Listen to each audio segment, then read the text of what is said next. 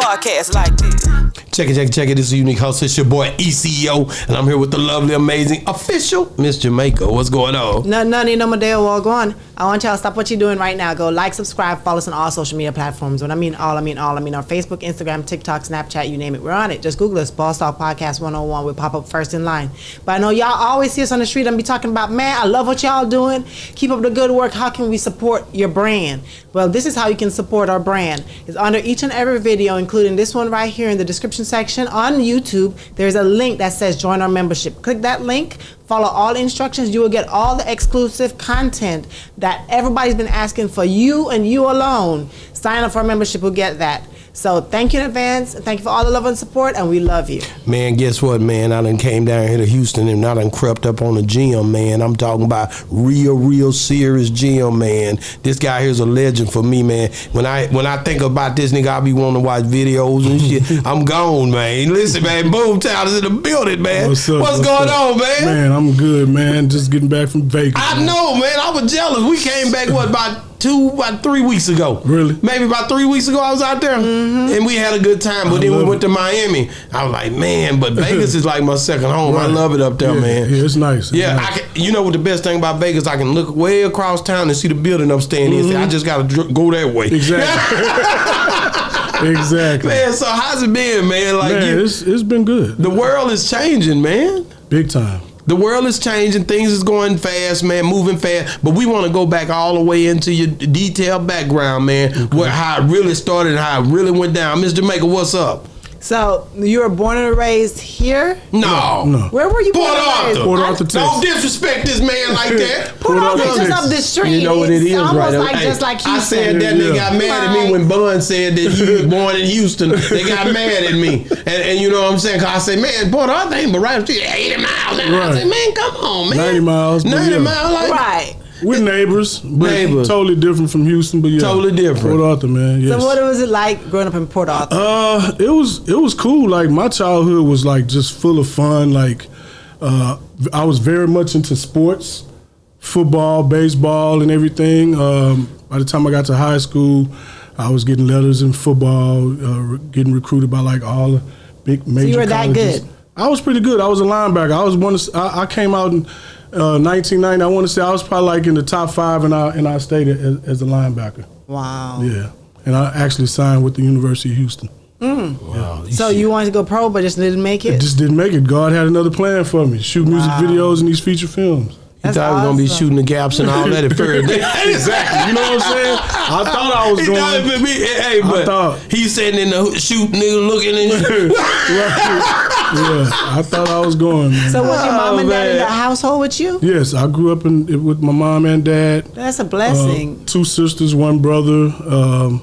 It was, I mean, I have no complaints about my childhood. I actually loved it. Wow. And just as kids, man, we were just so much into sports, and it was so. Were you the oldest? I was second to the oldest. I have an older sister. Right, okay. So you're the middle. Yeah. Okay. Second to the oldest, but I enjoyed my childhood. Yeah. So tell me something that your father, not say knocked into you, but really drilled into you as values at a young age that helped you now as a man. He might have knocked it into him. My dad knocked it into me. You know what I'm saying? He might have knocked it into him. My dad knocked some stuff into me when I was young. So they put them hands on you back in the day.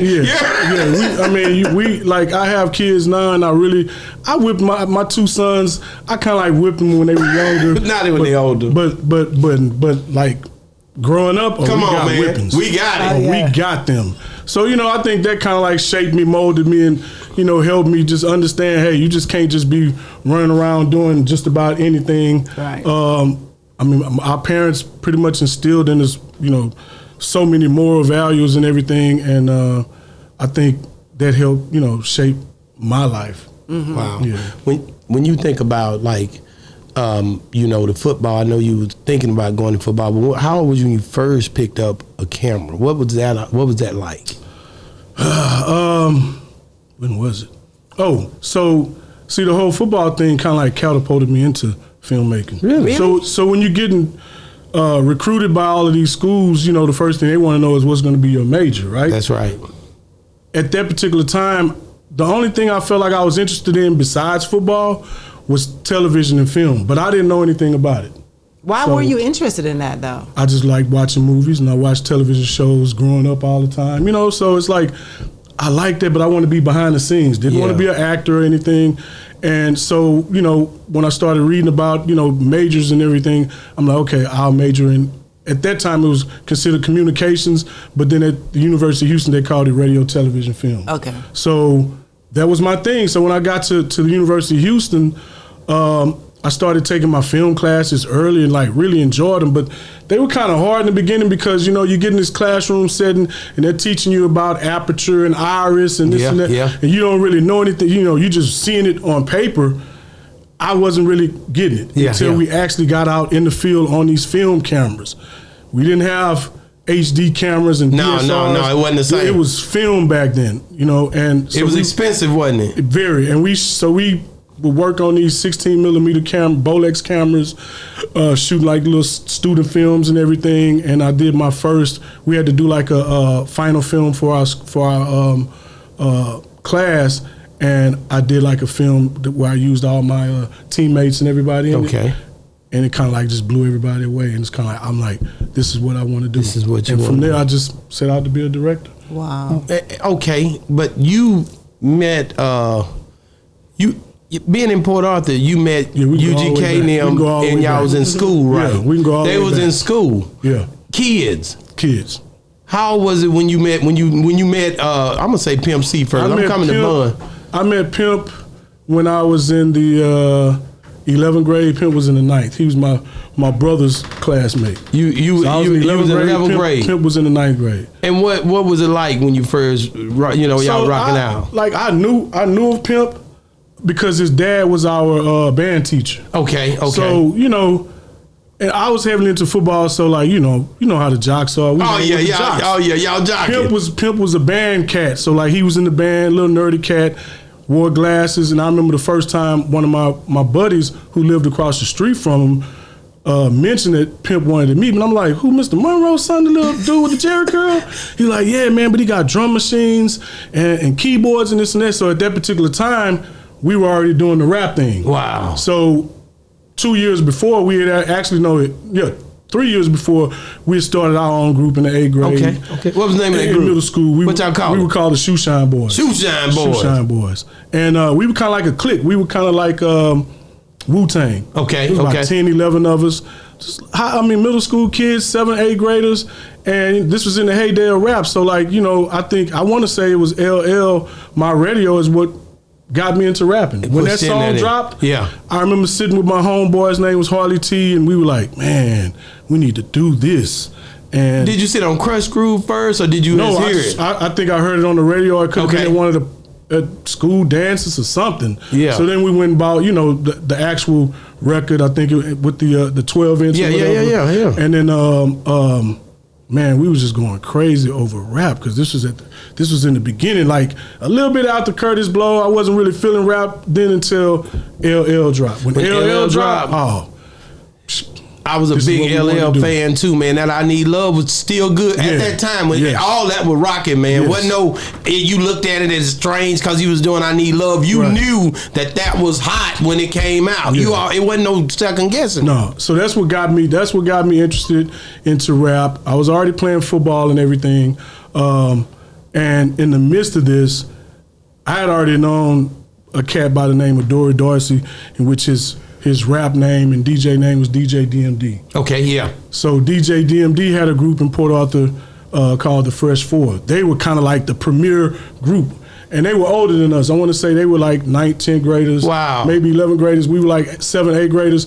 And we had to kind of battle. We wanted to be top notch. So we had to battle them in shows and everything, but they always would beat us. Yeah. They always were a little bit more, had better lyrics or whatever.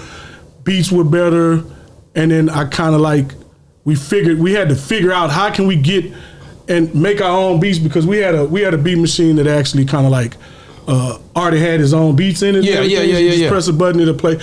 Wasn't good enough. I finally had a friend of mine who had a Korg drum machine, man, he brought me the drum machine, showed me how to work it, and I started making our beats. And so you was making beats before you met Pimp. Oh yeah. So when he met you, he wanted to meet you because you made the beats. So we were kind of like, by the time I met Pimp, we were kind of like that group in Port Arthur. Y'all was the ones. So he wanted to meet me. That's why he wanted to meet me, because we were doing our thing, right? So I went over to his mom's house, and when I got in there, I forgot that his dad owned vending machines, right? So when I got there, they had a pool table full of like candy, chips, sodas, everything, and man, we got in there. I'm grubbing, and we had a ball. Like we set up, and I saw he had keyboards, drum machines. So we actually made a song that day, and we recorded it and everything. Made the beat together, and then from there we just got real cool, man. I started going over to his dad's house on the other side of town, and that's what Pimp kind of like fell in love with his whole style with like the old school records and the sampling. You can see that. It started back then when we would go to his dad's house. His dad had like so many old school records and crates and everything. We would just go over there and listen to these records. Wow. That's where it all came from. That's where it all came from. Which one of them was y'all was just jamming all them old ones, everything. Right? I can't even remember what songs back then, but it was just all the old records, and we were just sitting there listening to him. But I think that's where he got influenced, when he started sampling and just his style and everything. It came from listening to a lot of those old records. I just interviewed his son, Corey Young Pimp, and he said, man, I said, what's your favorite group of all time? He said, Isley Brothers. I said, that come from Pimp. Mm-hmm. Exactly. But yeah, it was cool, man. It was just, and from there we started dibbling dabbling and making, records or whatever, but I wasn't taking the music seriously anymore because, like I said, I was in the 11th grade. Now I'm getting these letters. And everything. Yeah. I feel like the music thing wasn't going to happen. I'm like, man, I'm going to college. I'm trying to go pro. Yeah. And the funny thing about this is, I never really told anybody. Few people know about this. I went to the big Pimp and Shoot with Pimp. Okay. He actually flew me out to Atlanta. You was there. Oh, I'm about to tell you the whole story. Now this is good right here. He flew me out to Atlanta to just introduce me to all these rappers out there at the time. This was 2000, like 99, 2000. And when I got there, he had so many artists. I can't remember who it was then or whatever, but it was probably some artists that probably got bigger after. Too Short, he was one of them? Too Short wasn't there. He wasn't there? He wasn't there. Okay, because you'd remembered him. Yeah, I would have remembered. But it was, he just introduced me to a bunch of cats, and then they got the call about finishing the video in Miami. Pimp didn't want to go to, I think, where did they go to? They were down, were they on South Beach? They wasn't down? No, I'm saying the original, where they started the video out was... they was in Carnival. Was they in Trinidad? Trinidad. They was so in the Trinidad. original video, Hype Williams directed the video. The original video, not the original video, but the first location was in Trinidad. Yeah, because you didn't see him in those parts. Right, he wasn't there. Was on there. Bun was there. So I think they had problems with getting permits or whatever for certain locations or whatever, and they had to come back to the States and finish it off in Miami. Yeah. That's when they called Pimp. Pimp wouldn't have never been in the video. Really? Because he felt like the song was like, he was an underground king. And that's what I felt like it was super commercial. You feel me?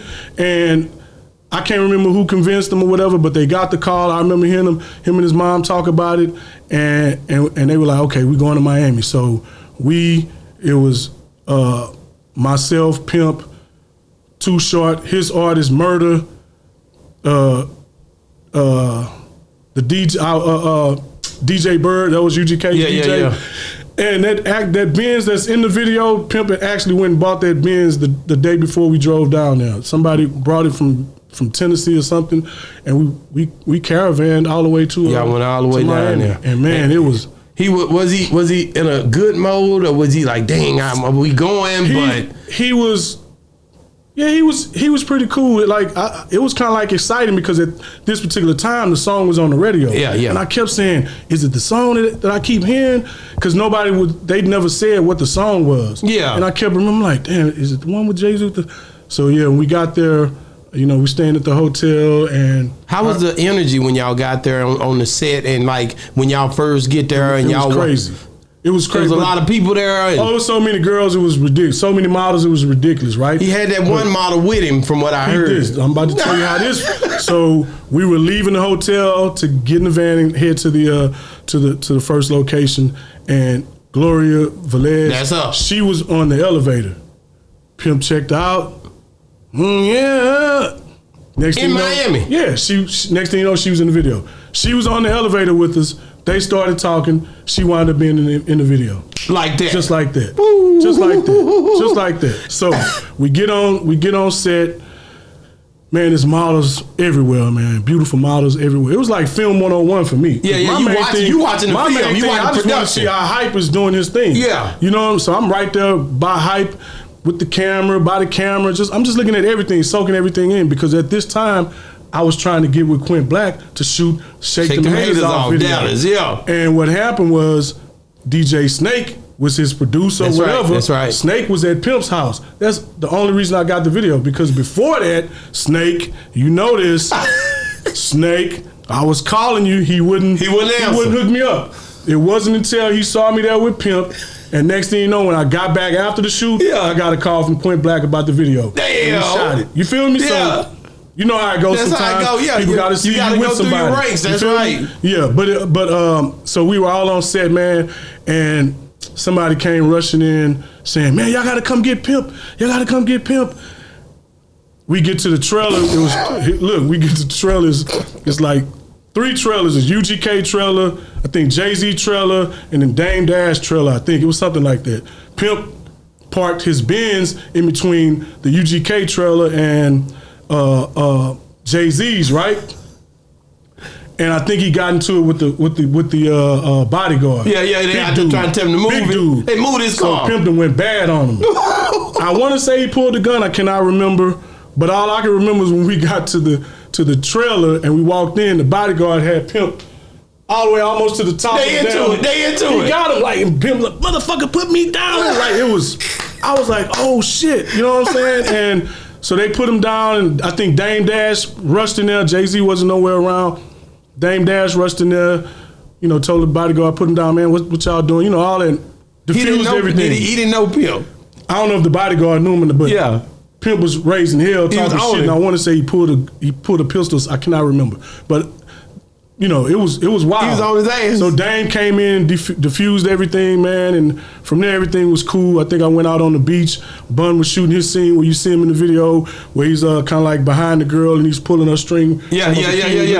Lil X was shooting that. So like Hype, man, he put a lot of guys on. I met Lil X. He was shooting, you know, all the B camera, like all the B-roll footage and everything. Yeah. Benny Boom was the assistant director. Damn, y'all were young, You know, man. yeah, at that time I had my Boomtown shirt on. I remember Benny Boom coming up to me like, "What's Boomtown?" He called me Boom too. I'm like, "Okay, yeah." So, you know, it was just crazy meeting all these cats before they actually took off, because they actually took off right after that video, both of them. When you think about it, though, that day, how long did the video go once y'all got to Miami? Was it 2 hours? Was it 5 hours into the dark? Or? It was a full day. It was an all-day thing. So, yeah, it was, I want to say we got picked up from the hotel maybe like 9 that morning, maybe 8 that morning. Wow. We went to set. It was all in one location, though.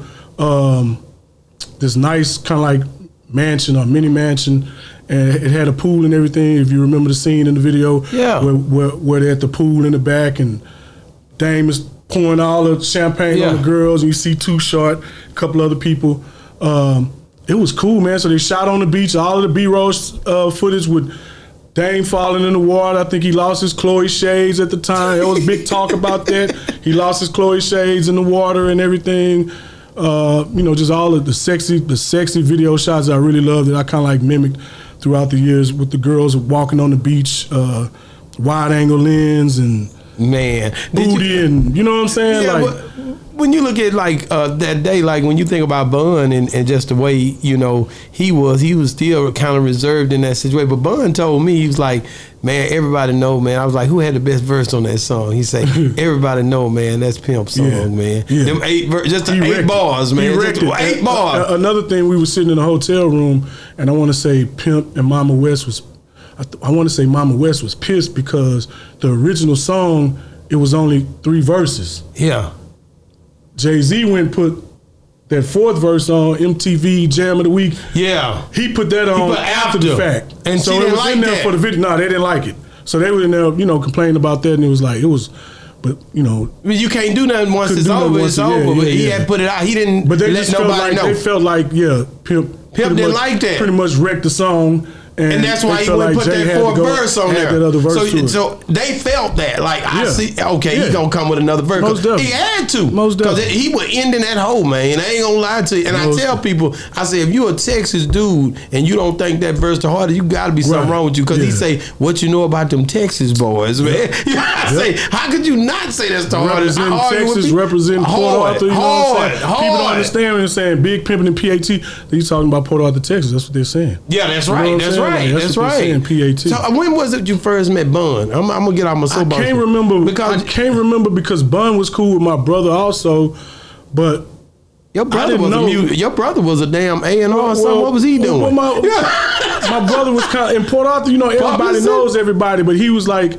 my brother was kind of like a little street cat / he's scouting talent. He played football and everything. Yeah, you know what I'm saying? So my little brother, his name was Beeve, and Beeve knew everybody. I knew everybody, but you know, they were like the younger cats. So I really wasn't really hanging around Pimp and Bun them. You know what I'm saying? Plus Bun went to the other school across town. Okay. And that was kind of like a rival thing. School, yeah. You know, so it was like a lot of fighting back then. Yeah. Yeah, a lot of fighting. So it's like, I want to say I met Bun maybe my senior year or something like that, but I can't really remember him too much from when we were in high school. It was more after once I got to U of H and everything, and then that's when they dropped "Tell Me Something Good." It was crazy because I'm like, I gave up on the music thing, and I remember Pimp was real mad. That's what I was trying to get to. He was so when we went to the Big Pimpin' shoot. I remember him. We were sitting in the hotel room, and we always would talk about when we were young. Yeah. And he was like, "Yeah, man." Like he just flipped on me. Was like, "Yeah, man. You always would leave every summer and go to Cali on that football shit." You know what I'm saying? Because I would always go. My sister was in the Navy, so I would go to San Diego during the summers. I would work out there, come back ready for football. They didn't like that because, you know, the summer was when they were making the music. So you telling me Pimp mind was made up? Man, Pimp, it was made up from the jump. This is what we doing. Yes, and I'm not. That's what Bun said. Bun said the same thing. He knew what he wanted to do. And it's crazy because me and him got into it in that hotel room. We really flipped on you because he was like, "Yeah, nigga, you just like that." I was like, "What? What you gonna leave again, nigga?" Like, nigga, you. And I'm like, bro, like, hey, you know, I was chasing this football shit. You know what I'm saying? Like, the music thing I had already been doing. I don't know how long he was doing it before me, but I mean, he wasn't doing it before me, but he was more invested in it than I was. You know I what think I'm saying? that was his passion. He let it be known early on. And we really got into it, man. We argued, but that's Port Arthur shit. Friend, yeah, but that's brothers, shit, man. Friend shit, yeah. And even, man, listen, before Pimp passed, because, you know, I shot his video pouring up. Yeah, that's the one right there. When he first got out of jail, he gave me that was my first big video. That was your first big video? That was my first big budget video. And I remember when he was in prison, I would write him and you know, just kind of like complain about how I'm trying to get on as a director. I was trying to get on with rapper because I feel like if I can get in with rap a lot, that'd be easier than trying to get with somebody in New York or wherever. Yeah. But it still was kind of hard.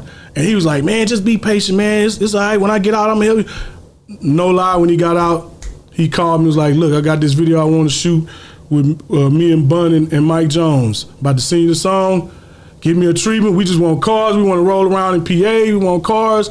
We shoot half in Houston, half in Port Arthur." Yeah. What we did. And y'all did that. But it was a lot more that went on with that. I interviewed Mike Jones. I interviewed He's a Leo. He's a Leo and was telling me when he said he smashed up the gray one and bought me a red, this was the day when that kind of transpired of him smashing up the gray one. Right. Tell me what happened to your recollection on that. So there was a lot that happened that shoot. Because it was multiple days. Yeah. I remember Pimp, when I was meeting with Pimp and his manager at the time, Red Boy, and Pimp, he gave me, I can't remember what magazine it was, but he was like, "Man, I want this bitch in the video right here." And it was damn, what's her name? She was the big time video vixen. Esther Baxter. Okay. He showed me her picture. Yeah. She was the chick in like the, I think the Ludacris #1 spot video. Yeah. Big breasts. She was, you know, she was that. She was the one right there. I want her. So we got in touch with her manager, got on set. So the first night we were shooting in 3rd Ward, and I remember Pimp, somebody had told me that Pimp told her not to come out of the trailer until he was ready for it. Yeah. But the night was going on and on. We were shooting. We still never saw it. And she was expensive. She was like $7,000 a day, something like that. It was either $7,000 or $3,500 a day, something like that. Something crazy. It was crazy. And we still hadn't shot her yet. So finally, the video commissioner requested for her to come out to be in the scene. What Pimp say? And man, all hell broke loose. So right when she was, first and foremost, I want to say, I heard him. He was like, "Man, where that bitch at?" And I'm like, "What?" "Man, where that bitch at?" So like we all out. I'm talking about it's quiet as hell. So Pimp came out with his bodyguard, big 7'2" cat. I forgot his name. And so they started going around the crowd. Cause he was trying to figure out who told her to come out of the man. It was the funniest. It was the funniest shit ever, man. Yeah, they really was like running up on you. Told her to come out. I'm like, nah, bro. It was like what? Like it was. I couldn't believe this was happening. It's like this is my first big video, and I'm like, this shit is crazy. So Pimp went to everybody. He came to me like, man, who? I'm like, bro, I don't know. I knew, but you know, I wasn't trying. Hell no, that's business. I'm like, nah, I'm not trying to fuck up that business right. So anyway, he didn't I just find played out, did Mr. he? Stupid. Let this nigga calm he never, down. yeah, he got calm, walked back. You can still hear him bitching everybody out, going back to his trailer. So we never got in the video. That's money lost. What? Yeah, it's $3,500, something like that. Yeah, 35. She never got in. Never got in. So the next day we You were right. I ain't remember them wild in there. Filming the next day we were supposed to be shooting in Port Arthur, and we had on set. We were on Short Texas. You know, they had the whole song Short Texas. I don't give a Shot fuck a who you whole be. scene on Short Texas with Pimp performing in front of the store, a couple of the homies in the background, and she was supposed to be in the next scene, right? So the next scene, Pimp, I think they were going to the store down the street, and we had Esther ready. She had makeup and everything done, and next thing you know, I heard, "Man, Pimp, they done got in the wreck," and I'm like, "What?" So we all hightailed it down there to the store, the convenience store, fucking being smashed up. Smashed up the And grave. Pimp still in it, kind of like seat all the way back. And I'm like, damn, is he all right? So I went up, he was cool, this and that, in there bitching, still being Pimp, talking cash shit. I think his bodyguard, no, I think he was out. His bodyguard was still in, because he's a big, tall dude. So he still was kind of like trapped in it, I think. And so in the midst of all of this, ambulance, police, big crowd, Esther and her, or whoever she was with, she left the trailer and hightailed it back to Houston. I'm out of here. So that's what I meant. We lost $7,000. Lost $7,000. It was $35 per day. Wow. And all behind She was out of there. and because of the fact of how how much importance goes into pre-organizing now that you've gotten to be who you are today. Mm-hmm. Like understanding how to make this whole treatment go in a way to where there's not, you know, you're gonna have some flaws. It's kind of hard to predict that. You don't never know. You never know. Your treatment and your schedule could be perfect, and something could come up that could fuck up the whole thing. day. Man. To where now you like, well, how we gonna do this scene later if it's supposed to be at this time, but now it's gonna be a night scene because this fucked up everything. Yeah. You know, everything is on time, and I mean, I've had it happen so many times.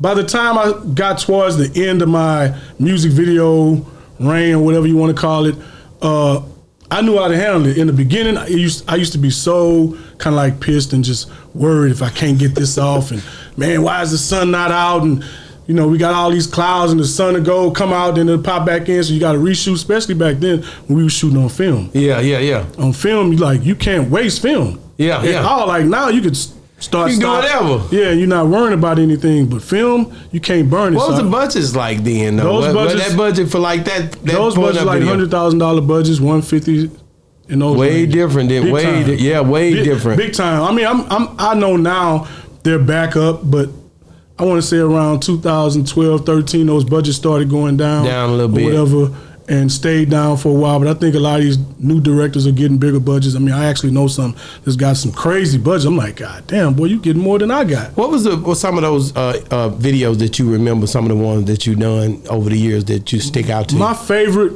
I always tell people my favorite video, my number one video that I shot was a Bun B's Your Everything. Wow, With that's Rick a nice Ross, video. Rick Ross, A-Ball, MJG, and David Banner. Why that one?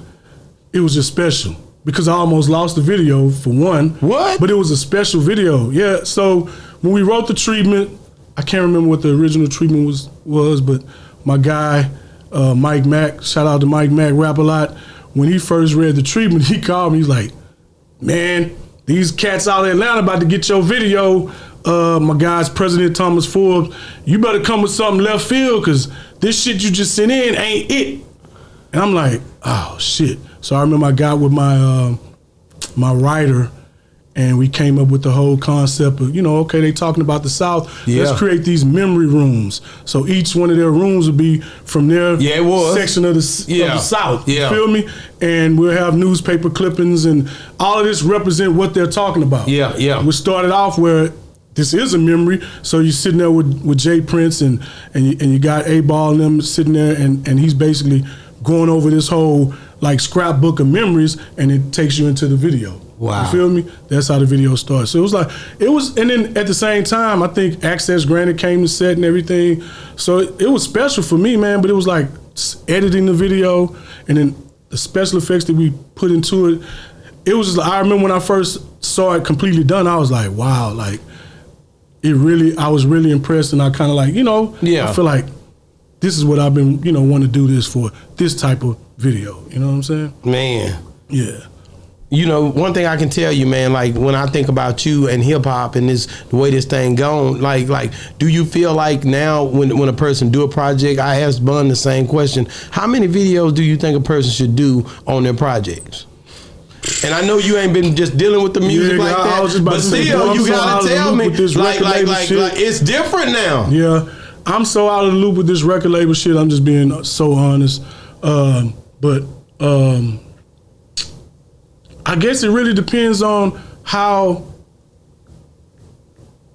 if this album or whatever takes off. Yeah.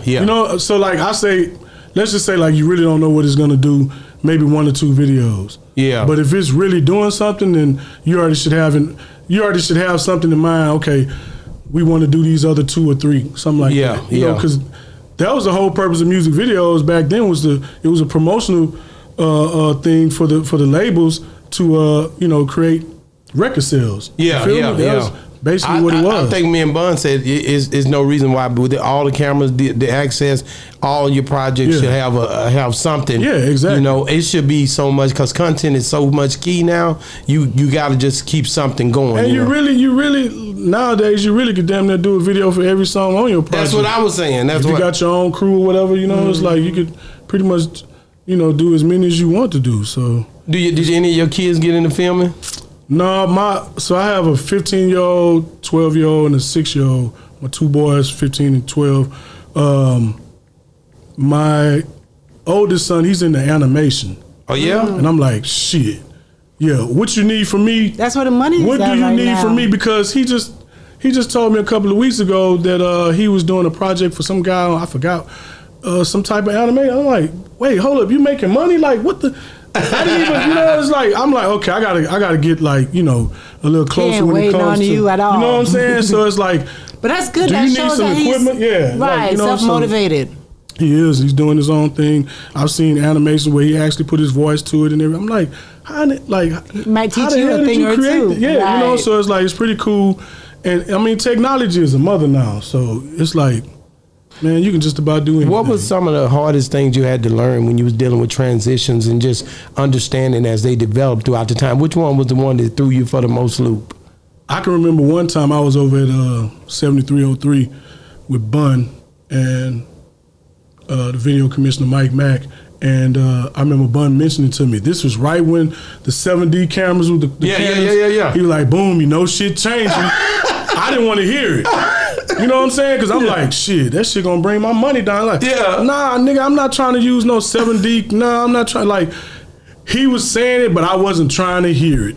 And I fought him that day. Like, yeah, I feel you, man. But you're not gonna get this look. And my whole thing was always that 35 millimeter look. That even before HD came in, you know what I'm saying? So like, even even before we got the big budget videos, my videos at the time, I was trying to emulate 35 millimeter. I was trying to look like the big boys before I even got my BET nominations and started working with the major labels. I was always trying to make my shit look like a Hype Williams video or a Chris Robinson. All of these cats who I kind of like looked up to when I was getting my start. So it's like, when I saw technology, now we were already changing with the times. Yeah.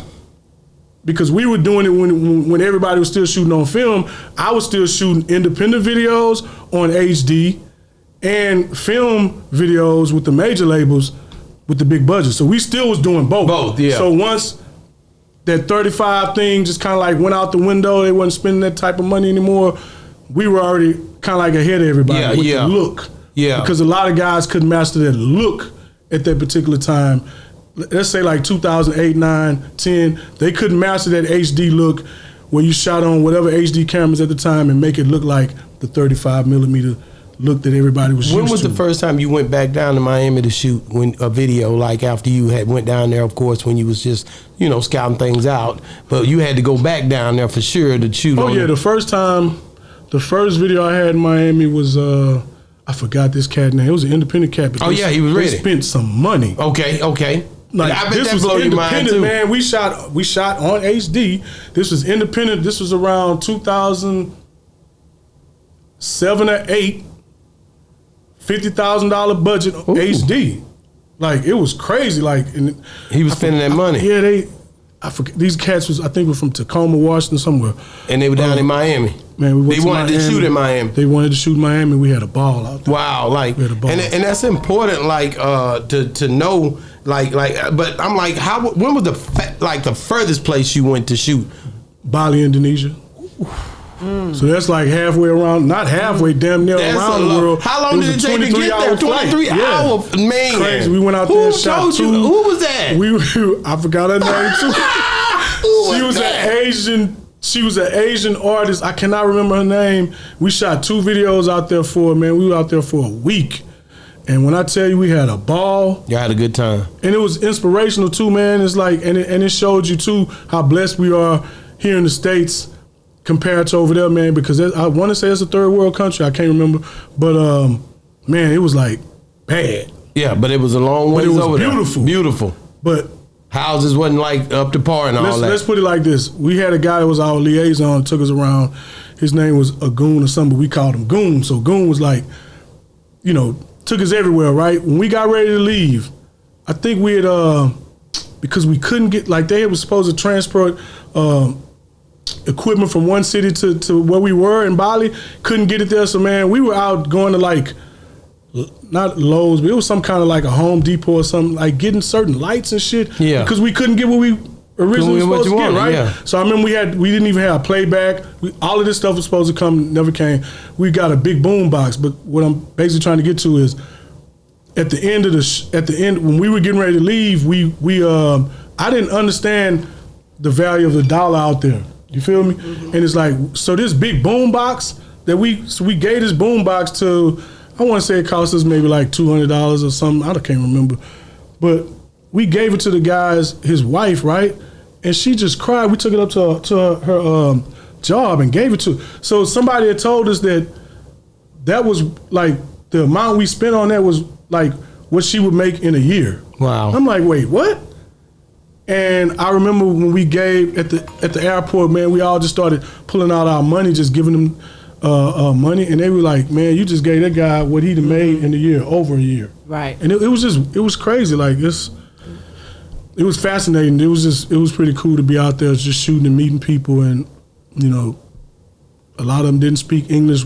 Myself, my producer Jamie Clark, and one of my other guys, they 6'8". The other one was 6'5". They thought we were giants. Everybody was small, so we walking around, we going to like tourist spots, and they all come up to us taking pictures because they calling us giants. And it was amazing. It was amazing, right? Amazing, man. Like I said, man, you worked with a lot of people, man. Like, who would you say was the one that made you feel like, man, I got to get this right, or did nothing intimidate you?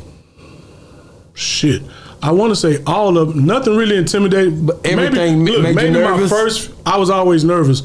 Maybe my first videos that first Pimp C video, I was nervous as hell because it's my first big budget. Yeah. There was a couple of people there commissioners there who I previously tried to get with who wouldn't give me a shot. So I had something to prove. I remember that night it was about to rain. I'm like, man, there's no way God is gonna do this to me. This is my first big shot. It's not going. I was sitting there thundering, lightning, everything. We sitting out there, equipment.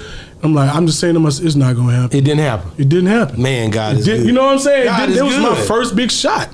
And so I want to say that video, what was the next one? That I felt like, I remember all the Gucci videos. We just had so much fun. Man, Gucci. You know, how did he end up even meeting up with you, man, Gucci? Me and Gucci got together. It was this model that I knew out in Atlanta. I had her in a few videos, and she was like, I can hook you up with Gucci. I'm like, no shit. All right, let's make it happen. So she get us on the phone, and first thing he was like, yeah, man, let me see your work. Where can I see your work? At this time, we had MySpace. So I sent him to my MySpace page. All my videos is on there. He called right back, like, oh man, let's do something, right? So I'm like, okay, cool. So we were like, all right, we'll make a trip to Atlanta. We was trying to get it. So me and my producer took a trip out there. Nothing guaranteed at all. We were just going to meet him. Got in the hotel room. He had gave us Walker's mom, Deb Anthony. He gave us Deb's number to call. So we kept calling Deb. Deb was like, I don't know where Gucci is. He's always fucking doing this and that. So she was funny. But so I remember finally she was like, boom, y'all just come to my house. I didn't know at the time Gucci, they all lived together. So we get to this big nice crib. Gucci still, I'm telling you, it's been maybe like 8 hours. We still hadn't met him yet. We get over there, she fixed spaghetti for us or whatever. One of my videos came on BET. I think it was BET Jams at the time. So that was cool and for her to see it, because that helped out. See your work, And Gucci showed, no, she took us downstairs in the basement. And in the basement, she showed me the rooms. Gucci had a room. Wow. OJ the Juice Man had a room. Nicki Minaj had a room. Wow. You feel me? Yeah. Walker was in there too. So it's like, I hadn't met any of them yet, and Nicki Minaj wasn't even known yet. Of course. I just knew it was Nicki. This was Nicki's room like this. So Gucci finally come. Gucci was doing this thing wherever he had been all day. She bitching him out or whatever. We're laughing. Then me and Gucci go outside, and we kind of like in the front yard. Just our chemistry, just like bam, just fast. Yeah. You know, and we just start talking about concepts, this and that. Man, they cut us a $40,000 check that day. Right there. Before any video, we left, they cut us a $40,000 check for whatever the first video was going to be. We hadn't even written a treatment yet. They just want you to know they appreciate. We just went out there on a whim. You feel me? That's why it's good to jump. That's why it's good to go. We went out there. I was chasing it. You know what I'm saying? I was chasing it, and I was like, wow, okay. So I remember we got back. We wrote the treatment. I forgot which song it was. You did so many. But they decided not to do it, right? So it was either Gucci or Debbie hit me, and they was like, just hold on to the money, and we'll circle back to you and let you know what we want to do. Man, it was probably a month later. They finally called, like, we ready?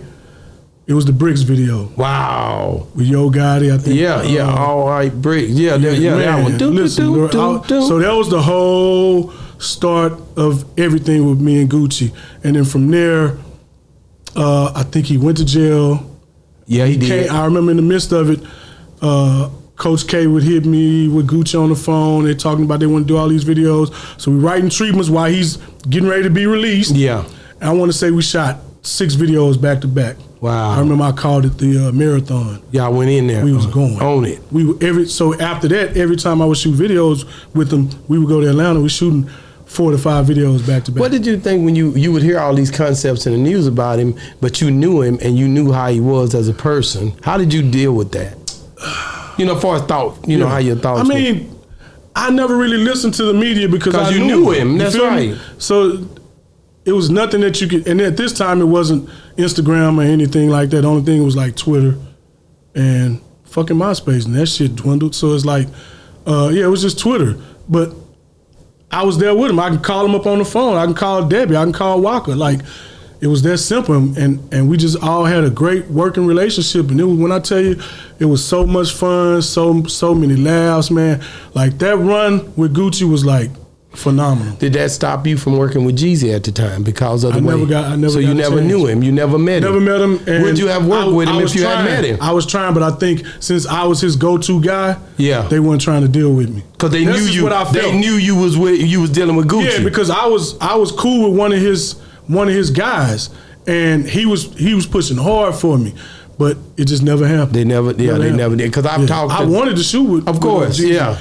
But it never came up between me and Gucci. We never talked about it. But it's like, shit, if it come, I'm gonna go do the video. You know what I'm saying? Yeah. It's like, it's business for me. Like whatever y'all got going on, that's, you know what I'm saying? But yeah. My thing is, I just wanted to shoot with the best guys. Period. Yeah, I would interview Gutter TV, and he would be going between, like the two, and he was able to balance that out. Right. Because he said, I just mind my business. It had nothing to do with me. Exactly. And I think that's the thing. Like, but going on a lot of these sets, when you had a lot of beef and drama going on, how was it? Like, how did you stir clear of that? Because I got, like, my boy Prophecy Films. He out in Dallas, and just he been on my show. Yeah. Like, that they have to watch what's going on. You have to be aware. How did you deal with that in circumstances where it got tough? I never really had.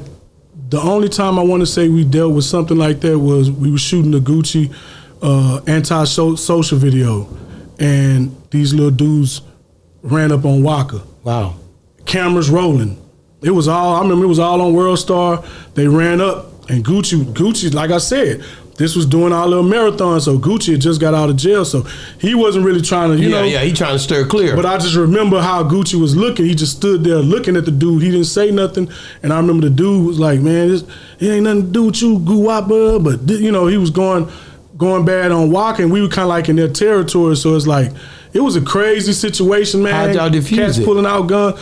I can't remember how it got diffused, but it got diffused, but it wasn't, wasn't easy. It wasn't, it was easy because I don't know, I can't remember if it was one of the bodyguards. I remember my producer went up to one of the guys and, man, look, there's a bunch of kids out here. Like, that video had so many kids, and we were right there, in these projects, and all these little kids running around. Like, no, nothing can happen out here. So wow, y'all gotta watch this, and whatever y'all got to do that somewhere else. And I feel me. And I bet, was Deb out there, or she wasn't out? Yeah, Deb was there. She was cutting up, wasn't she? Yeah, but I mean, it was more like, we need to get this video shot. Yeah. Warner Brothers was behind it.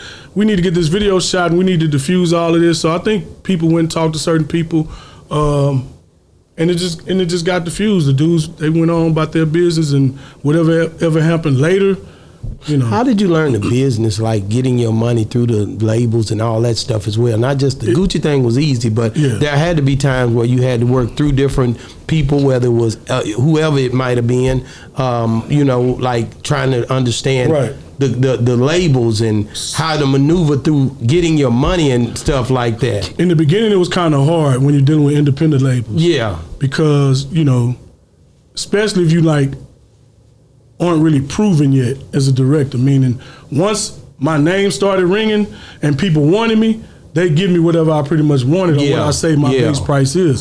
So it really wasn't a problem.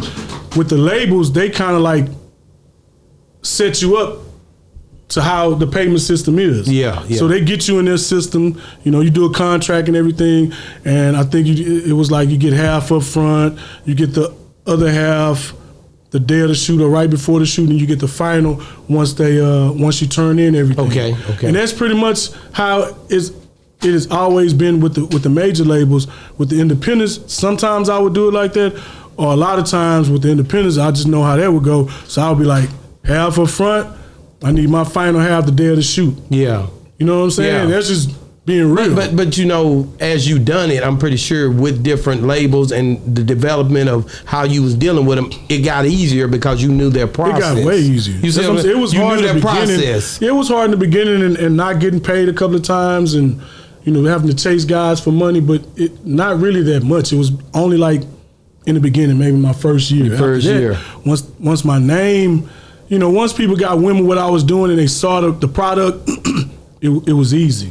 Wow, man, we definitely appreciated everything you was doing, man. I was watching those videos. I knew it was you. Yeah. I knew it was somebody from the South. I'm one of them dudes that's watching. I'm like, that nigga from over here, nigga. That nigga is one of us. I wanted to create a stamp, man. I can remember when I first started, because at the time when So let me just go back right quick too. Right? Okay. I was working for the Dallas Cowboys. I moved from Port Arthur. I worked at 2 TV stations back in like 96 to 98 in Port Arthur and Beaumont. So when I got hired by the Cowboys, I moved to Dallas. And basically, I was working for the Silver Star Network. It's a Dallas Cowboys production company. Whole setup in the facility. They had a whole setup. So I stayed there a year, flew everywhere with the team, shot all the games, was cool with a lot of the players. Was this before the music videos and all that? This before the music videos. That's what prepped you.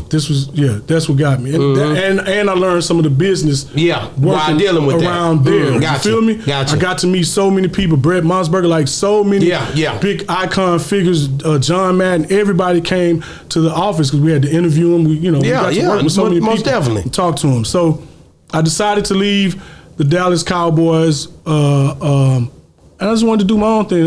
So I started Boomtown in '99.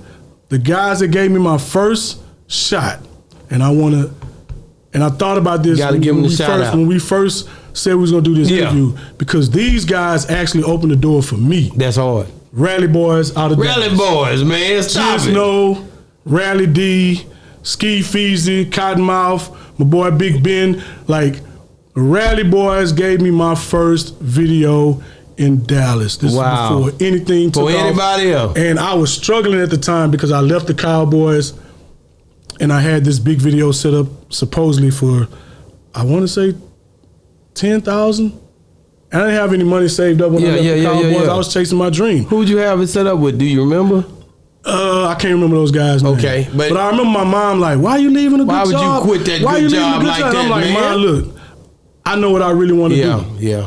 And if I got to struggle to get there, I will. Yeah. And so it's crazy because at that particular time, man, when I left, I had a video set up. The day I left the Cowboys, my last day there, and I got home, I got a call from these guys saying, "Man, we can't do the video." I was supposed to get my first check that day. That was it. So I had a plan. Yeah, you like, I'm leaving them. I'm gonna like, get this money. Oh my God, what I'm about to do? So I went a month struggling. And you was around by what, 23 I was 20. No, I was 21. No, I was older. You was older, 25. I was 28, something like that. Oh, you was all the way live. Yeah. I was 28, and it's like, I'm like, damn, I don't have no money saved. I got rent coming up, I got a car note, this and that. You know what I'm saying? So I remember one of my buddies. They had this spot in Denton. I know you heard Sneaky Pete's. Yeah. They used to throw pool parties out there. Yeah. So LaFace Records came there and did like this independent showcase thing. So all the independent labels was at this pool party. One of my homies came to me one day. He was like, "Man, come to this pool." I'm like, "Bro, I don't even have the money to get in." He was like, "I got you. You might meet your first client there." Yeah.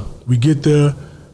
I had these made up bullshit Boomtown cards, giving it to everybody, and I ran across Rally Boys. I can't remember how, but I walked up to them, whatever, told them who I was, gave them my little fucked up ass card, and they wound up hitting me, right? So then they came over a couple of days later to my crib, and I showed them a highlight tape that I did for one of the Cowboys players. Wow. This wasn't a music video, but it had rap music, and I edited it like it was a music because I used to make extra money on the side for the players. Doing highlight videos for them.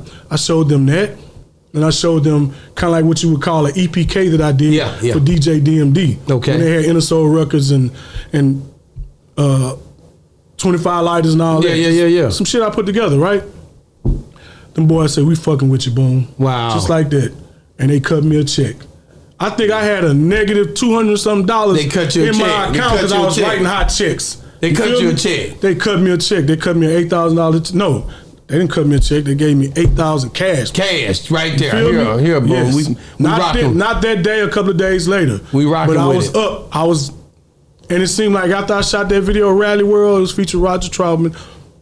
Everything started taking off, but this all independently. Yeah, but that's hard, man. This in Dallas and Fort Worth. Shout out to them boys, Rally Boys, man. Shout out to Rally Boys. You better make me go find them niggas now. That's my people right I know there. who to go get them through too. I'm gonna go get them boys, man. You still deal with them? I hadn't talked to them in a couple of years, but I'm gonna have to get them on the show now. You got to. I gotta get them on the show now. You just did that, man. They helped me, man. They really gave me my shot, bro, and that's what kind of like just pushed you off to the top. And did you ever work with Nicki again after seeing her in that stage? So the only time I worked with Nicki back then was the Make the Trap Say A video. Yeah. She was just in there counting money. Yeah. You did a whole little gambling scene down in the basement. You just see her counting money or whatever. But that's it. But I remember when I first met Nicki, it was at, I forgot the name of the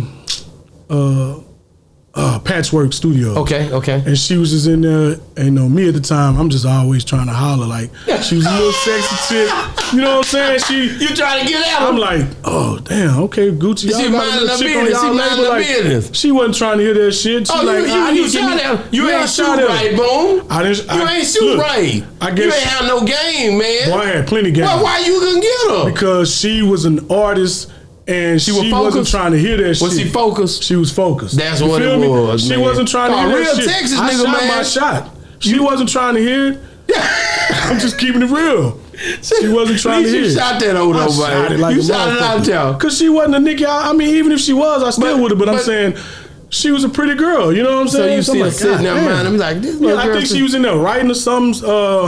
Either Gucci or Debbie introduced me to her as one of their artists. Here go another. French Montana was there. He was hanging with them earlier. What shoot we were doing, and I remember Debbie like, you got to make sure you get French in the video. Get French. Boom. French was a nobody. Yeah, of course. I made him when he wasn't on and everything.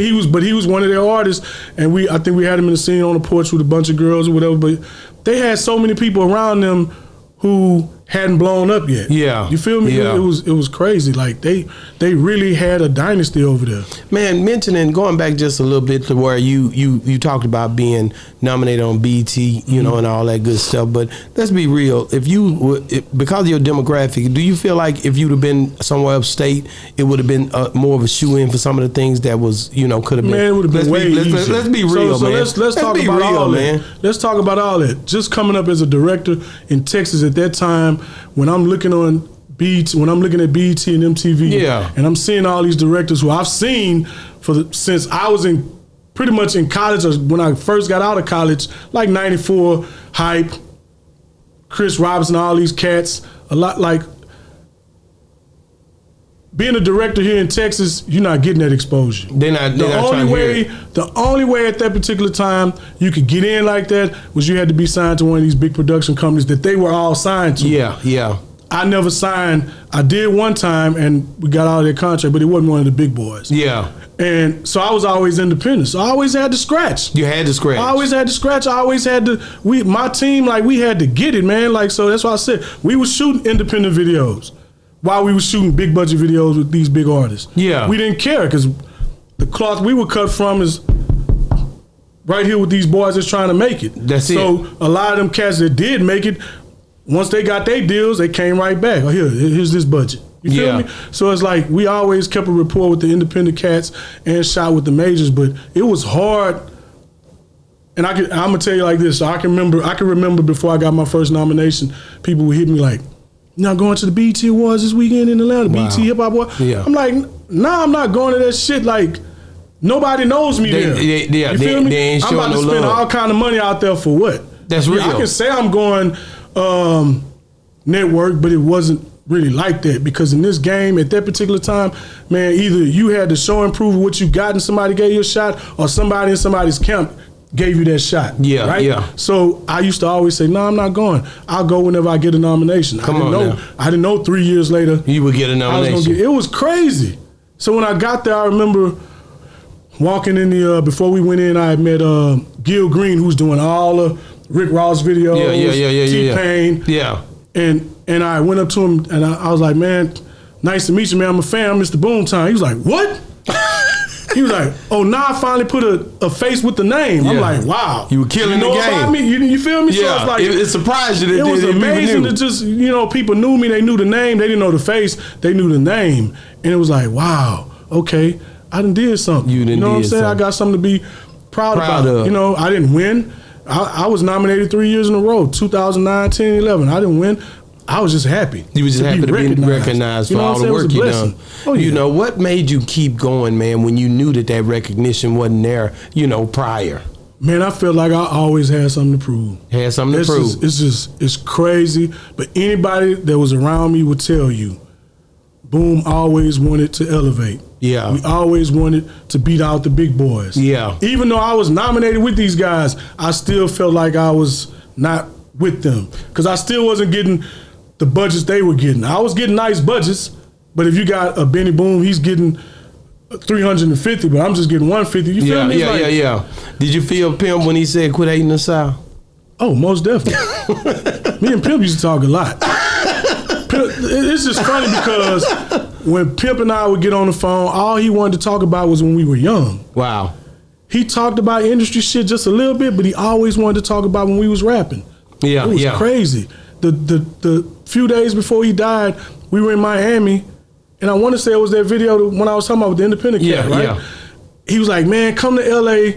I want you to shoot this green screen video with me and Bun. Wow. I'm like, bro, I just got to Miami. We about to shoot a video, right? And we about to head to Atlanta and shoot this Crank That Batman video. Yeah. Know that song? Mm-hmm. So we talked, and every time I would talk to him, I put him on speaker. So my producing couple of guys with us here because it's a comedy show. Yeah. And he just always wanted to talk about, and then he'll talk about, girls and, just the shit back in the day. But it was like he was just, when I talked to Pimp, he was Chad. He wasn't Pimp. Yeah. Because he had a persona. Yeah.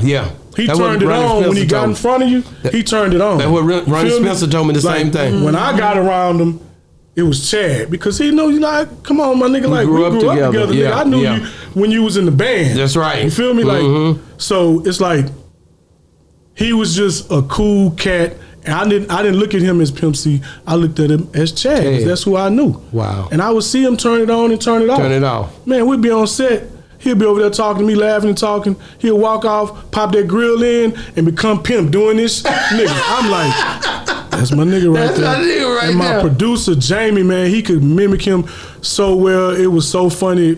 Jamie would mimic everything Pimp would do. Like Pimp, at this time, we would shoot videos. For some odd reason, he knew how to get in the camera. Yeah. So we'll be shooting somebody else, right? Pimp would be way back by the car or something, right? But he'll do something in the background and get to where he know where he could be seen in the camera. Yes, my boy used to like just clown him about it. Man, we used to have so much fun. Right. It was just, and it's like, it's crazy because I was talking about when he called me a few days before he passed. Yeah. I was like, man, after we shoot in Atlanta, we'll come. Man, by the time I got to Atlanta, DJ Beto hit me up and was like, man, you heard about Pimp? I'm like, what you mean? What I heard? He like, he gone. I'm like, wait, what? Well, I missed you. He's like, go to your MySpace page. Remember MySpace page, they had, I don't know what they called the little deal, but people could make comments in it. Yeah. Say, go to your MySpace. When I went to my MySpace, everybody's on there, sorry for your loss, rip him. I'm like, what? Wow. Just talked to this boy 3 days ago. Messed you up, didn't it? It messed me up. The crazy thing about it is because a week, 2 weeks before that, I remember I was on my way back from Houston to Dallas, going back home to Dallas, and he called me on the phone. No, I'm lying. I was coming to Houston for a video shoot. He called me on the phone. He was like, man, you about to be our go-to director. Now, he said some other shit about some other directors that I'm not going to talk about. Of course. But he was like, fuck them motherfuckers. Nigga, you our go-to. You going to be our go-to director. Now, the first thing I told, like, nigga, you don't know how long I've been waiting to hear that. That's hard. You feel me? That's hard. Because we grew up together. Because y'all grew up together. And it's like, I just wanted to, and I was a fan. You feel me? I was a fan. The whole time they were blowing up, I was trying to get on. So now I'm finally here with y'all, and I shot a couple of videos for you guys. Yeah, I want to be that nigga. That's hard, man. Me? I want to be that nigga. And when you first heard, going back, when you first heard that, after that you had to go to the funeral and all that. But we're gonna get back out of that. But when you first heard that music, Tell Me Something Good, and you knew they were from out of Port Arthur, what did you think about that, man? I got to the University of Houston, on football scholarship. Fall of 1990, and I had a song, I had a tape with Pimp and them on it. Yeah, I think one of them was one of our songs. Yeah. And I would always play it for my friends, right? So that was in the fall. When the spring hit is when Tell Me Something Good started playing on the radio out here. I'm like, that's my niggas that I used to always let y'all hear. You feel me? And it's like, it blew so fast out here in Houston and I guess Texas and the surrounding states. It blew. I was like, damn, these niggas done really got there. They did it. Now, at that particular time, I don't know, money-wise they got there, but in our eyes, they made it. This is what he been wanting to do all these years. Yeah. And it moved so fast, we never really got to talk. Never got to talk So about I it. went through my years of U of H playing football. And they were doing their thing on the doing music. their thing. I never got to talk to him. This I didn't get to talk to Pimp again until, now, keep in mind, this is 1990. I didn't get to talk to Pimp again until 96. Wow, that's riding dirty time. Oh, I'm about to fuck your head up. So I was working at the television station in Port Arthur at the time. I was going around Port Arthur shooting a little documentary called Short Texas. Yeah, yeah. Just some gangster shit. Yeah, you know, yeah. the projects. Y'all got that street All the down little there named homies. Short Texas, yeah. So I'm just shooting everybody, interviewing them, gonna put some dope music. I'm gonna edit it here at the station, you know. Yeah, yeah. Doing my own Doing little your thing own on the thing. side. Yeah. While I'm shooting news and everything. So I get Wim Pimp and Bun is recording their new album, Riding Dirty, but they recording it at the house. Yeah. Okay. I forgot who I got in touch with. They told me come on through. So I come through with my camera. I'm shooting everything. They recording in the bathroom. I'm watching Man, what you do with Pimp. that footage, bro? To this day, What the I hell don't know you do what with the that fuck footage, happened to man? that fucking. Listen, and it was on a camcorder, bro. I don't know what happened to that damn VHS tape. Damn. I didn't realize I was shooting history. Damn. You know what I'm saying? Because you know ain't no And we visual. had a couple There was hurricanes. no visual come out on Riding Dirty. And we had a couple no of hurricanes video. and shit that happened back then that came up after the fact that, you know, tapes got lost. Yeah, They was yeah, at my stuff mom's got house. thrown, yeah. And it was amazing You just didn't to know see. either. And I didn't know, but I remember they had a concert in Port Arthur at this one hall, and I remember interviewing them in the limo before they went in. It was just a great time. It was a great and time. just seeing it. And I remember being at the house recording them, and Pimp's girl at the time, she coming back with groceries. Like, I guess they had got whatever check, right? Got that money, man. Because, nigga, they had so many bags of groceries. We grubbing, and I remember Bun had this book. It was kind of like an encyclopedia, not encyclopedia, but like a dictionary of pills or some shit, Yeah, right? yeah. You know, Bun is a smart kid. Yeah. You feel me? Like, he was, when we were in school, he was in the magnet program. Yeah. So, like, man, I'm like, what the fuck is this pill dictionary or whatever the hell it is? But, bro, it was just crazy to see how they put that whole thing together, and I was like, wow. That whole album was slamming, man. But I could not believe. What do you think would happen if they would have had it would be memorable if they had some visuals to go with that Riding They Dirty. didn't, huh? No. See, that's And it was crazy how much it sold and everything. they were with Jive without then. And they were with without. Jive. Yeah, they were with Jive, but they never had no visuals. They right? should have had some videos on that shit. Damn. You right. You talking about One Day and all of them All of songs. it. 3 in the morning. Feds in Town. No, that ain't Feds in Town. No, it wasn't. No, that was on that was Super Tight. Riding Dirty. One Day You Here, Yeah. Then You Gone. What's the one with Murder? Yeah, that was on there. motherfucker. That was on there. Yeah. See what I'm saying? No vids, and it still was the best ever, right? Right. Like, that's crazy. Boomtown would have got something on that. I don't Oh, my know, God. man. You know what? I don't think I was ready then. You weren't ready then. You know, because I look at, I always felt like I think the Lord put me in the right place at the right time. Yeah. And I always tell cats that's trying to get on, it's like, look, in your mind, you might feel like you're ready to accomplish whatever you want, or you want this $100,000 job or this $200,000 job. Like, he ain't gonna give it to you until he feels like you're ready. That's right. Because God is if you're something not else. ready, you might not have that shot again. That's real. You feel me? That's so real. And that's been my motto. So it's like, sometimes when certain things don't work, I just look at it like, okay, he's just not trying to give it to me yet. Wow. That's it. I just, like I said, I want to just say, I want to get into the filming part because you've now become this guy that's dealing with movies and Right. film. I really want to talk about that and really just understand how you transitioned, Mm-hmm. and I know forcibly it was done. And will you ever do music videos for anyone? Yeah.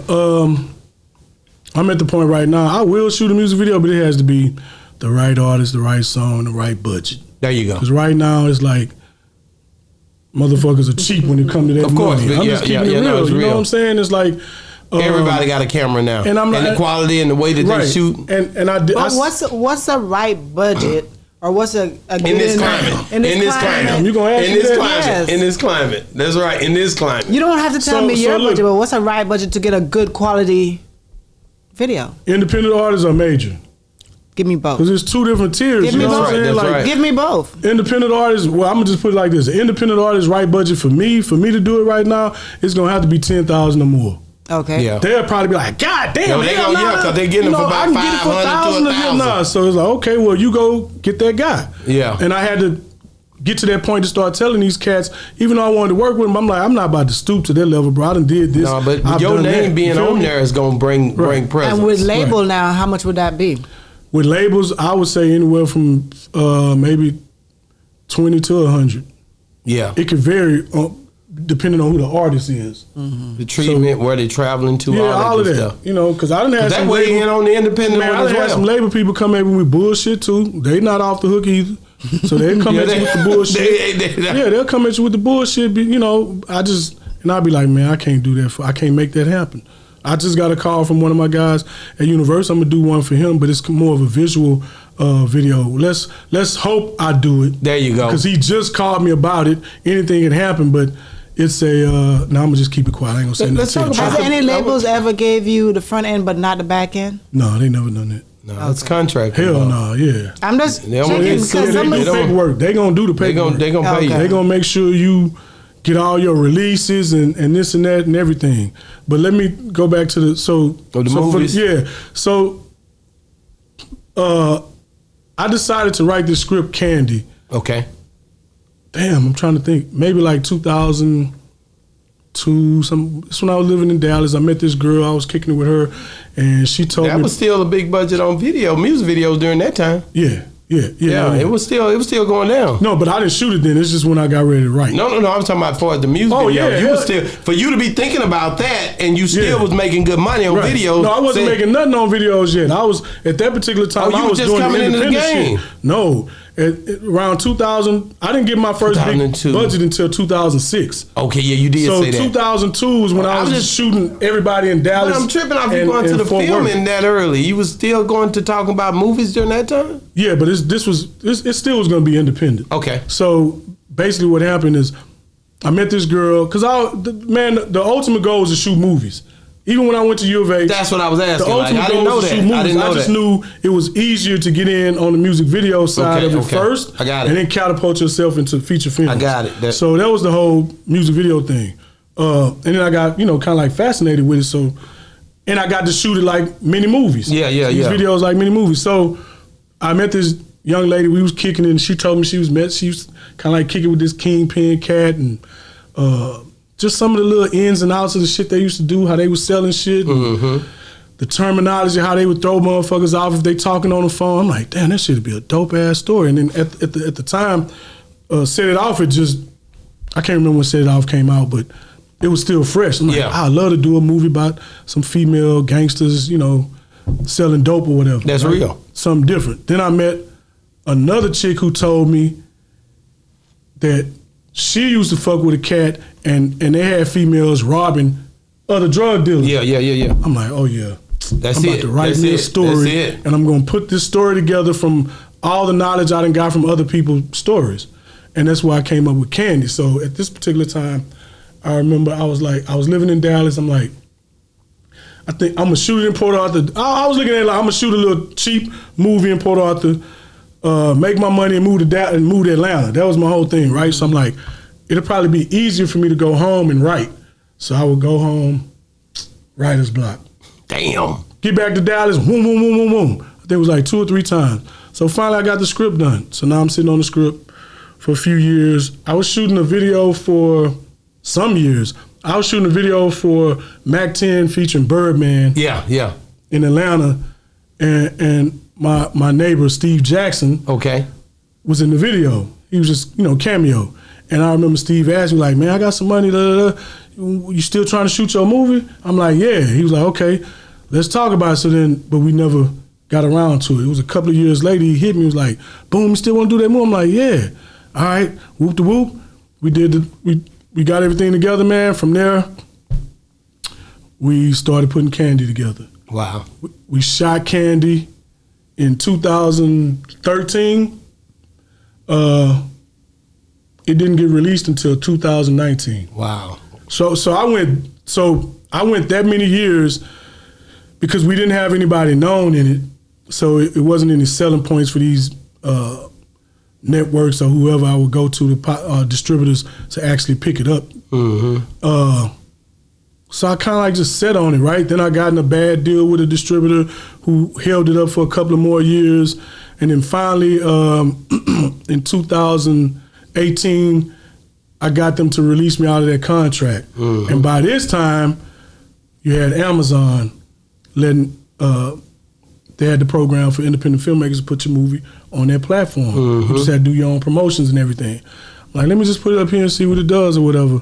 And put it on Amazon, and then we wound up putting it on Tubi, right? Yeah. Doing Tubi's kind of like infant stage right before the pandemic. No, right after the pandemic. So maybe like 5 months after the pandemic, and it did really well on Tubi. Wow. You feel me? Yeah. So from there, it's like, how was it figuring out Tubi? How was it what? Figuring out Tubi. The world of Tubi. It was pretty good in the beginning. Okay. Is it oversaturated? It's oversaturated. So it's like, and it happened quickly. Yeah, it happened quick. You feel me? Because once people got whim of what was going on and everything, it's like everybody and their mama wanted to be a director, producer. So it really messed things up. It messed But they're making more stricter rules to try to fine tune it to bring it back to what it was, wasn't it? Aren't they? No, I don't think you can get it back. They're not gonna get it back to the. You gotta hit hard. When you see something, you gotta get in early, because if you don't, you can mess around there and miss out on the opportunity to be in a wave. Yeah. That wave go like that. Yeah. So what you think gonna happen to Tubi? Do you think Tubi is gonna be as big as, say, Netflix and so forth? To be honest, I really don't know. And I was excited about Tubi until we did Candy 2, and I just saw how the numbers were and everything. Yeah, and it started dwindling. It was nothing like Candy 1. And by the time we got ready to do our third movie, which was Whoa Man, we went on and did a licensing deal. Wow. You know what I'm saying? Yeah, so you it's gotta like figure it out. You gotta hustle. We're still trying to, figure it out, because it's still not easy. It's just like how it was when I was trying to get into the music video game. Like, it's doorkeepers, it's gatekeepers.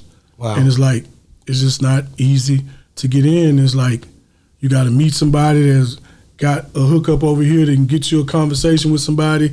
You know what I'm saying? It's just, it's not easy, but we steadily kicking them out. I just finished my latest movie, Henry. It's a psycho thriller, and we pitching it to networks and platforms and everything. Wow. I want to ask y'all, you said Birdman a while ago. Did you do a lot of work with Cash Money? No, I never done anything. You just did that video for Mac 10. It was that, Mac 10 and a Gucci. Mac 10 must really, he reached out to you or something? Yeah, I can't remember how that happened, but that's crazy. I got a call from him or his manager, I can't remember, and he just wanted to do it, and we wanted to shoot in Atlanta. He was like, Birdman on it. Oh, that's what it was, because remember he was signed to Birdman. Yeah, he was. He was. So, that's why I asked you about working with him. But no, I never got a chance to do anything with him, but I've worked with Birdman through other artists. Yo Gotti, I forgot the song I did with Yo Gotti featuring Birdman. Gucci featuring Mouthful of Gold. That was Gucci featuring Birdman. So you and him, did y'all ever talk, or y'all didn't even? Man, we didn't talk about doing movies. It's just... It didn't happen. Yeah, it's just like, we talk, and then it might be hard to get in touch with him. Yeah. It was kind of, he was cool as fuck though, and he was straight up about everything. You know what I'm saying? Yeah. Like, I met him. He's a dope dude. I met him and hung out. Like I said, I've always been a fan of his. So when I met him, it was like, damn, man, like this is #1 stunner. You know what I'm talking about? When he talked, he was just cool as hell. I thought he was gonna be like certain artists, like arrogant. Nah, that ain't Birdman. Crazy to you, like, Birdman ain't like that. Yeah, it's like he was, and you know what? Most artists I've been around have pretty much been cool. That's right. I hadn't really had any bad experiences with artists. Did you ever do anything with Master P? No. Never did that with P. Never did that with P. Never with P. Never with. Never with like a J. Never with like a Snoop. Never with J in either. Really.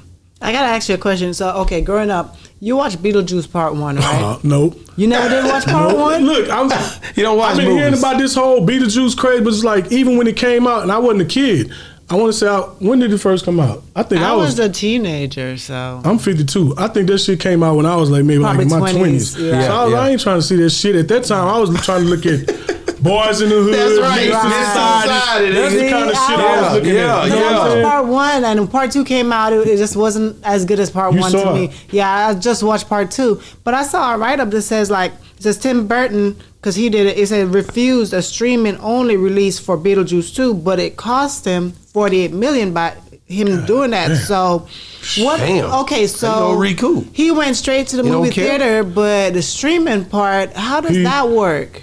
How did he end up losing that? Don't give me the lie, but it sounds like he just did a straight to theater release Right, for it. he did.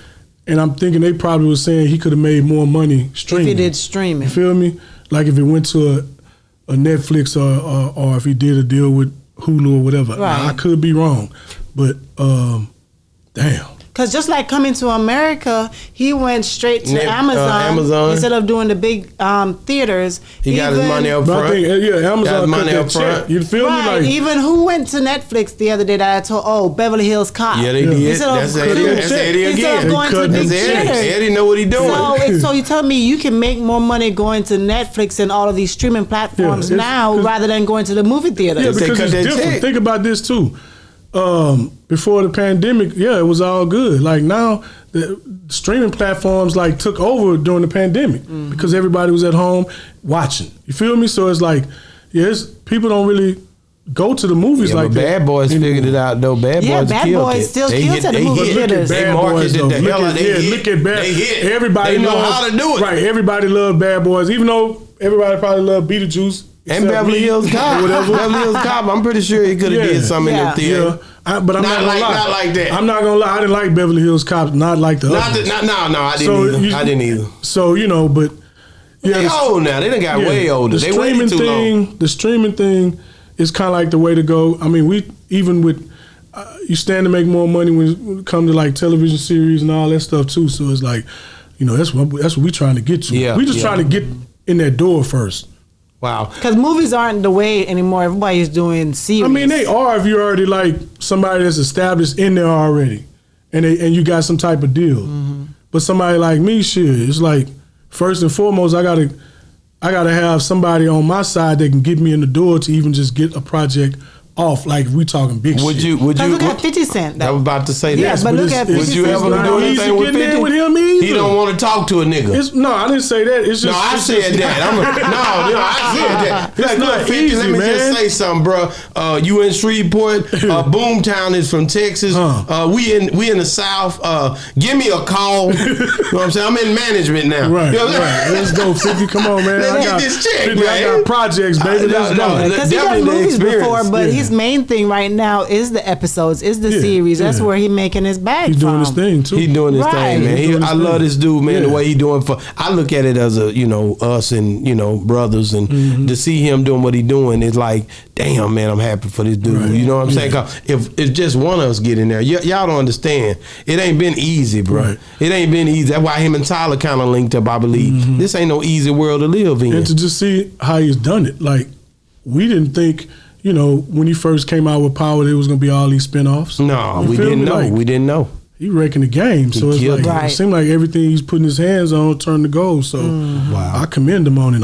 I definitely want to work with him. How important is God to you, man? I know you spoke a little briefly on earlier. Very important. And I grew up in the church, but the funny thing now, and it sounds crazy, I don't go to church. No. You are the church. So You feel me? You know what I'm saying? Like Yeah. it's in you. You live it. Like It's in me. But like how important is God? God, I keep it personal. I don't look at it as traditional. So when I ask you that, I'm asking you that voice, that time when you talking to God. You know what I'm saying? How important is that to you? I'm just thankful. And I always, when I pray, I'm just thanking him Come for on, man. everything. Come on, you feel man. me? It's, something I always tell people too, man, it's like, I look at like my path in life, right? Yeah, One choice that you can make in life could change your whole path. that's real. You feel That's me? real. I agree. I always 100%. tell people about when I was at U of H and I wanted to transfer to either Oklahoma State or LSU because I wasn't getting playing time when I first got there. And the day I was going to tell my coach, it was just like being in a movie. In the movies, somebody get ready to tell somebody something, but no, they got something to tell you. Yeah. The coach I'm like, Coach, I got something to tell you. I was about to tell him I want to transfer. Yeah. He was like, hey, Nahala, we had meetings last night. We want to put you at, take you out of linebacker, put you at a rush in to get you more playing time. Wow. I'm like, okay, maybe that's God trying to tell me to say. Yeah, there you go. Feel me? There you go. And what I always and from look an at, early young man, you were listening. What I always look at is if I'd have made that decision then to still leave, I wouldn't be who I am right now. Come on, man. I wouldn't know the people that I know right now That's real. that I met after college. You know what I'm saying? It's like my life, my who I'm with, my kids, like all of that. You know what I'm saying? Yeah. Hey, Jenny, I had to say hey to mom. My baby Jenny. Come on, Jenny. Jenny. I wouldn't have met Jen. You wouldn't have met changed Jen. me a lot. Man, that's good, You feel man. me? That's good. That foundation is so important, isn't it, man? Exactly. Man, thank you so much for coming on the show. How can people get a hold of you if they trying to link up, get into a movie or do something with you? My email is mrboomtown1@gmail.com. You can catch me on Instagram, me and Jenny on my little videos we do. Nah, that's hard, man. Mr. Boomtown on Instagram. Facebook is my real name, Nahala Johnson, Nahala. That's pretty much it. And let me just say this too. Come on with it.